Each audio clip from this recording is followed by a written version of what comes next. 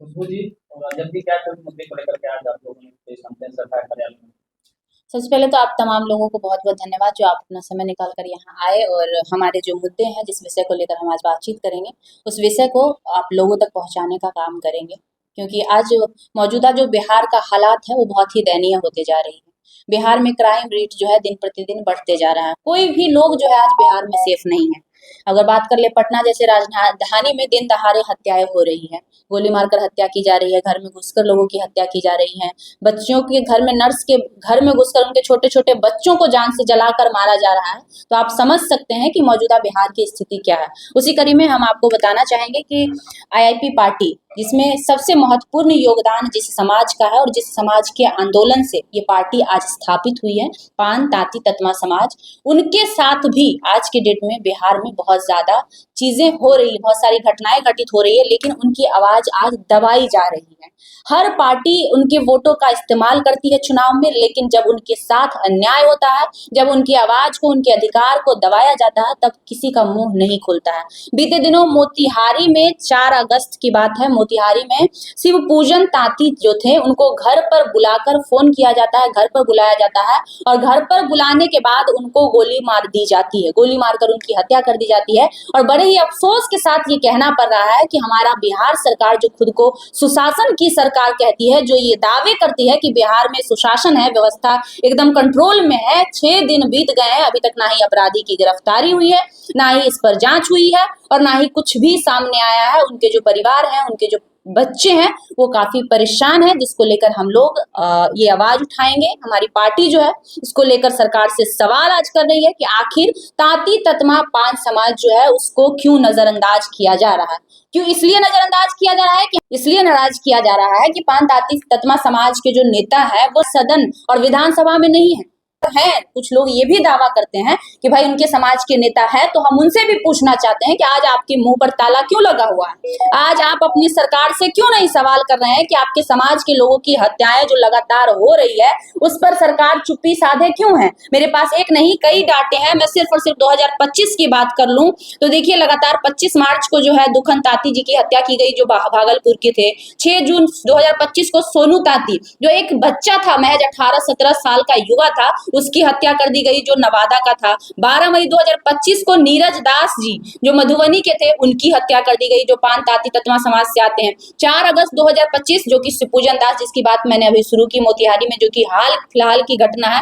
3 मई 2025 को एक नाबालिग बच्ची जो पान समाज से आती है, रिंपा कुमारी, उसका सामूहिक दुष्कर्म किया गया था, अभी तक उसको न्याय नहीं मिल पाया है। यही नहीं, अन्य जातियों में भी बच्चियों के साथ जो दुष्कर्म बिहार में आज के डेट में हो रहे हैं जिससे बिहार की बच्चियां सेफ नहीं है। तो भाई जो सरकार ये ताल ठोकती है बेटी बचाओ बेटी पढ़ाओ, हम उनसे पूछना चाहते हैं कि कहाँ सुरक्षित है बेटियां, किस समाज की बेटियां सुरक्षित है। किसी भी समाज में बेटियां सुरक्षित नहीं है। और सबसे बड़ा और निंदनीय बात ये कि अपराधी को संरक्षण दिया जा रहा है, खुलेआम अपराधी का मनोबल बढ़ रहा है, उन्हें न शासन का खौफ है, न प्रशासन का खौफ है, न कानून का खौफ है।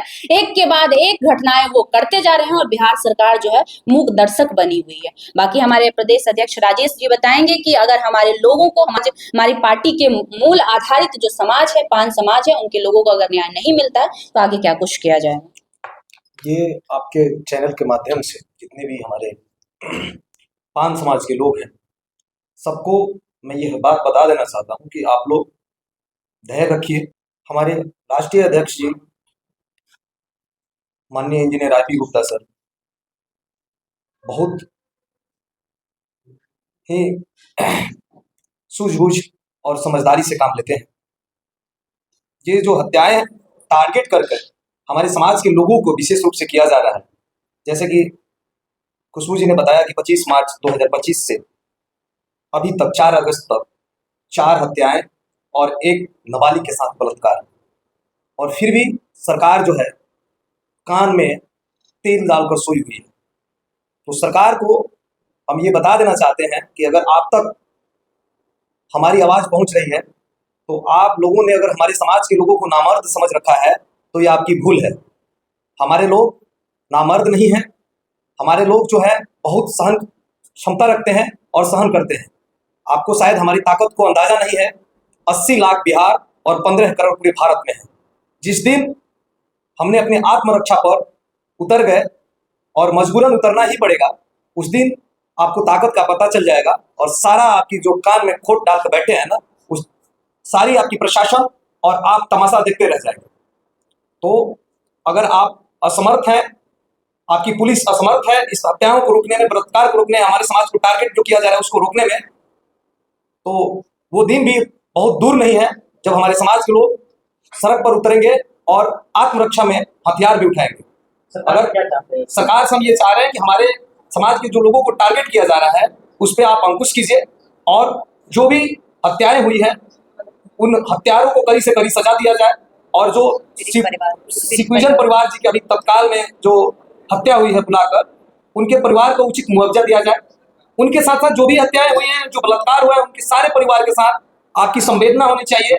आप उनका उचित मुआवजा दीजिए और उनके परिवार के बारे में आप सोचिए, उनके लिए भी कुछ कीजिए जिनकी वजह से उनकी परिवार चलती थी और आज वो चले गए। लेबर क्लास और मजदूर क्लास के लोग हैं हमारे समाज। आप लोग आरक्षण की जब बात आती है, परिवारों से आप लोगों ने मिला जी जी, क्या लोकल थाने क्या वहाँ पे रिस्पॉन्स क्या है? लोकल थाने का देखिए वहाँ एक रिस्पॉन्स है कि लोकल थाने ने केवल एक व्यक्ति को हाँ, उस हत्या के जुर्म में गिरफ्तार किया है, बल्कि वो हत्या एक साजिश के तहत फोन से बुलाकर किया गया है और एक व्यक्ति का हत्या किया हुआ नहीं है। उसमें 7-8 लोग हैं जो संदिग्ध हैं। उसकी पुलिस जो है जल्द से जल्द जांच करे और जांच करके उस दोषियों को गिरफ्तार कर उसे जेल भेजने का काम करे। अगर ऐसा नहीं करती है तो मेरे राष्ट्रीय अध्यक्ष जी ने कल लाइव आकर इस बात को स्पष्ट कर दिए हैं कि हमारी 2 टीमें होगी। जब हम पीड़ित परिवार से मिलने जाएंगे तो एक हमारे युवा प्रदेश अध्यक्ष की टीम होगी और एक हमारे सर के नेतृत्व में टीम होगा।